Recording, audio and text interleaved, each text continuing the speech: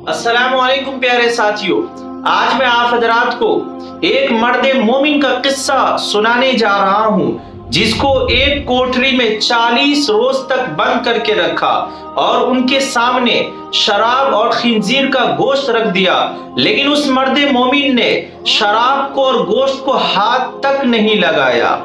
बयान किया जाता है रूम के एक जंगजू बहादुर ने हजरत उमर के जमाने में मुसलमानों की एक जमात को कैद कर लिया और रूम के बादशाह से बयान किया, मुसलमान में एक शख्स कवी किस्म का इंसान है जिसको देखकर खौफ मालूम होता है। बादशाह ने उसे देखने के लिए तलब किया। उस जमाने के दस्तूर के मुताबिक बादशाह के सामने एक जंजीर लगी हुई थी जिसकी वजह से बाहर से आने वाले को बादशाह के सामने झुककर जाना पड़ता था। जब उस मर्द मोमिन ने जंजीर देखी और मालूम हुआ कि बादशाह के पास जाने के लिए झुकना पड़ेगा, तो उसने बादशाह के पास जाने से इनकार कर दिया। तब बादशाह ने उस जंजीर को उठाने का हुक्म दे दिया। जब वो शख्स बादशाह के पास गया तो बादशाह ने कहा, तुम हमारे दीन में दाखिल हो जाओ ताकि मैं तुम्हें अपनी अंगूठी पहनाकर रूम की सल्तनत तुम्हें अता कर दूं। उस मर्द मोमिन ने जवाब दिया, तुम्हारे पास दुनिया का कितना हिस्सा तुम्हारे कब्जे में है? बादशाह ने कहा, तिहाई या चौथाई हिस्सा मेरे कब्जे में है।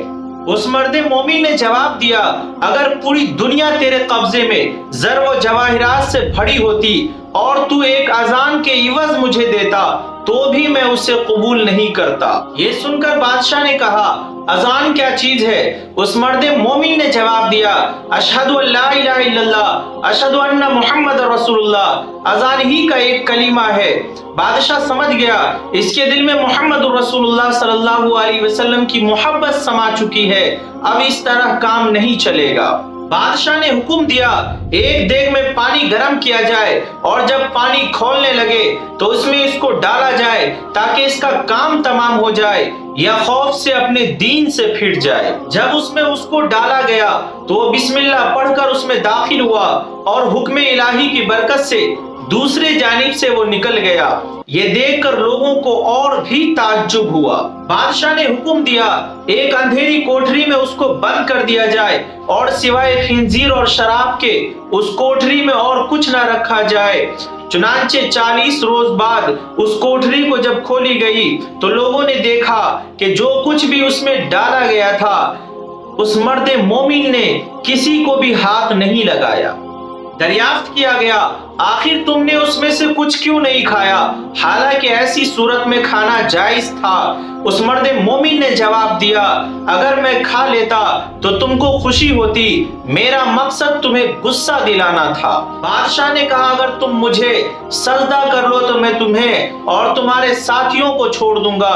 उस मर्द मोमिन ने जवाब दिया कि हमारे दीन में खुदा के सिवा और किसी को सजदा करना जायज नहीं है। बादशाह ने कहा, तुम मेरा हाथ चूमो ताकि मैं तुम्हें छोड़ दूं।